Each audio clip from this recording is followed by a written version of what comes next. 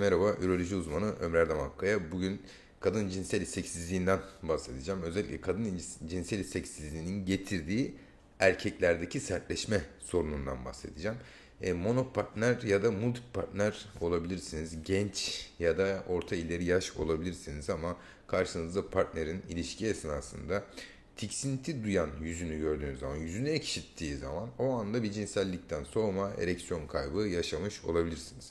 Ya da sürekli siz partnerinize hadi ilişkiye girelim, cinsel ilişkiye girelim diye ısrar edip sürekli red cevabı aldığınızda ya da ilişki esnasında gönlünü yapıp da ilişkiye başladığınızda altınızda hareketsiz bir şekilde yattığını ve hiçbir şekilde haz almadığını gördüğünüz zaman da gene keza isteksizlik, sizde de isteksizlik uyandırabiliyor durum. Çünkü sürekli tek taraflı olmaya başlayınca bu erkek tarafına ciddi problemler yaratabiliyor. Peki kadınlarda cinsel isteksizlik nedenleri ne? Ya da kadınların ilişkiye girme sebepleri neler? Şimdi kadınların zaten %75'i hali hazırda ilişkide orgazm ya da boşanma olayını yaşamıyor. Yapılan araştırmalar bunu gösteriyor. Yani kadın ilişkiye erkek istediği için ya da çocuk yapmak istediği için ya da erkeğini elinde tutmak için yani bir hizmet, bir servis görevi görüyor. Çocuk olayı bittikten sonra, çocuğu doğurduktan sonra artık kadın için, kadınların %75'i için tamamen bir hizmet olayı. Erkek işini bitirsin, üstünden kalksın modunda oluyor. Neden? Onu da söylemek lazım. Eğer kadın ilişki esnasında orgazm olamayacağını biliyorsa, belki de daha önce hiç orgazm olmadı. Olmamış olma ihtimali %75 dediğimiz gibi. Çünkü olmayacağını bildiği için herhangi bir rahatlama, bir zevk alma aracı değil kadınlarda cinsellik. Ama erkeklerde öyle değil. Erkeklerin %99'unda boşalma olur, orgazm olur. Erkekler için çok önemlidir cinsellik ve hayatlarında onlara gerçekten zevk aldıkları önemli bir durumdur yani cinsellik. Ama kadınlar için öyle bir şey yok. Bir kadın düşünün ki e, ergenliğinde hiç mastürbasyon yapmamış. Çünkü bununla ilgili de yapılmış çalışmalar var. Araştırmalara göre araştırmalar der ki yurt dışında düşünün Kuzey Avrupa ve de Batı Avrupa ülkelerinde bile yaklaşık kadınların %40'ı 50'sinin mastürbasyon yaptığını söylüyor. Türkiye'de yapılan çalışmalarda üniversite çağında yapılan kadınlarda mastürbasyon yapma oranı, düzenli mastürbasyon yapma oranları genel anket çalışmaları %5-10. Mastürbasyon yapanların oranı hayatında mastürbasyon yapanların %25. Yani kadınların %75'i rahat rahat hiç mastürbasyon yapmamış daha önce hayatında. Yani kadın zaten orgazm olmamış daha önce hayatında. Sizle ilişkiye başlayacağı zaman orgazm olma ihtimali var. Ve daha önceden böyle bir şey yaşamadıysa nasıl bir şey olacağını da bilmiyor kadın. Sadece sağdan soldan duyduklarıyla bir şekilde bir şeyler olacağını düşünüyor.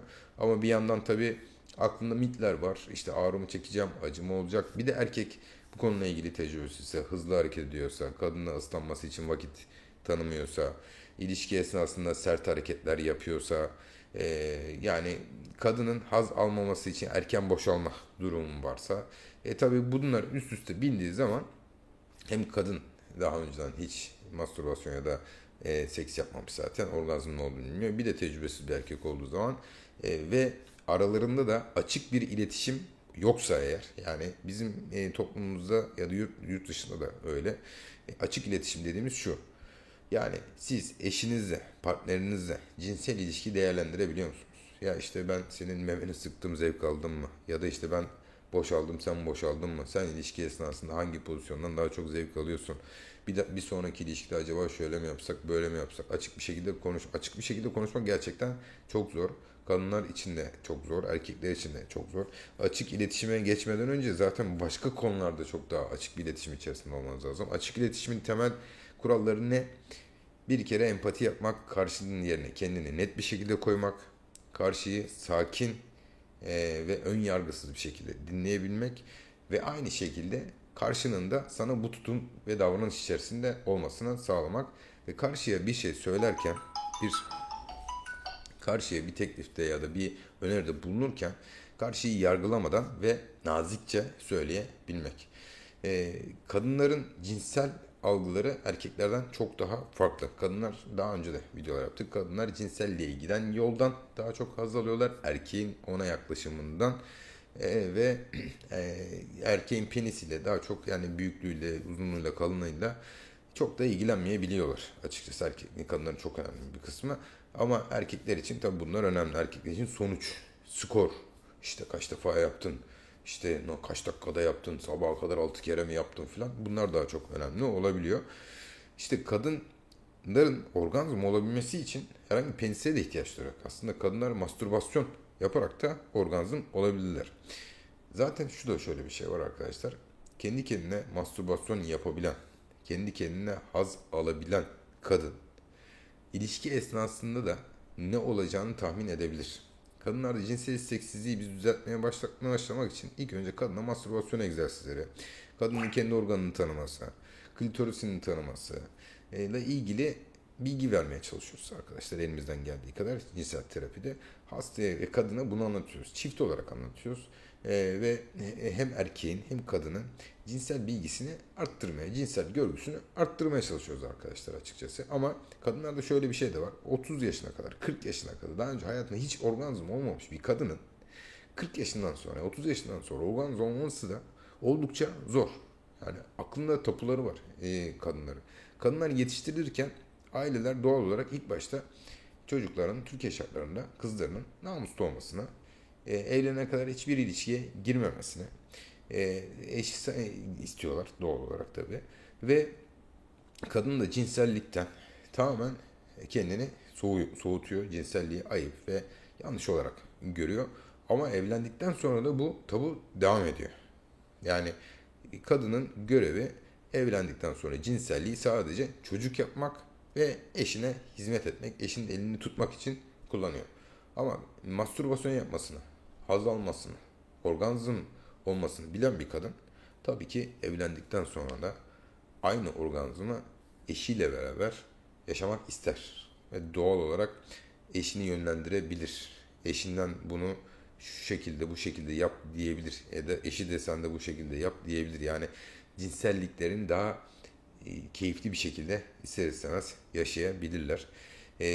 Kadınlar bazen geliyor kadın hastalarımız işte ben cinsellikten zevk almıyorum, haz almıyorum işte diyor hani çünkü neden daha önceden hiç orgazm olmamış ya da eşi nedeniyle olabilir çok erken boşalıyor olabilir eşi ya da ilişki esnasında eşinin yapmasını istemediği şeyler var ama direkt eşine söyleyemiyor mesela bunlar geliyorlar eşinin yapmasını istemediğini bize söylüyor. Biz de eşini anlatıyoruz mesela. Eşini daha sonraki ilişkilerde daha farklı davranabiliyor eşine.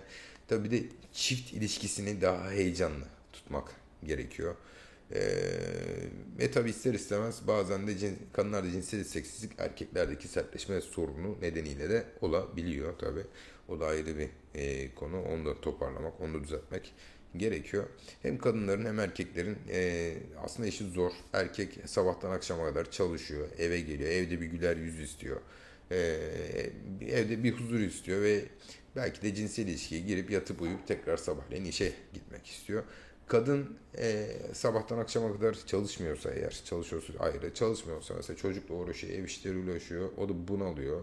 Eşinden karşı bir eşi eve gelsin onunla ilgilensin, onun bir gönlünü okşasın istiyor tabii doğal olarak.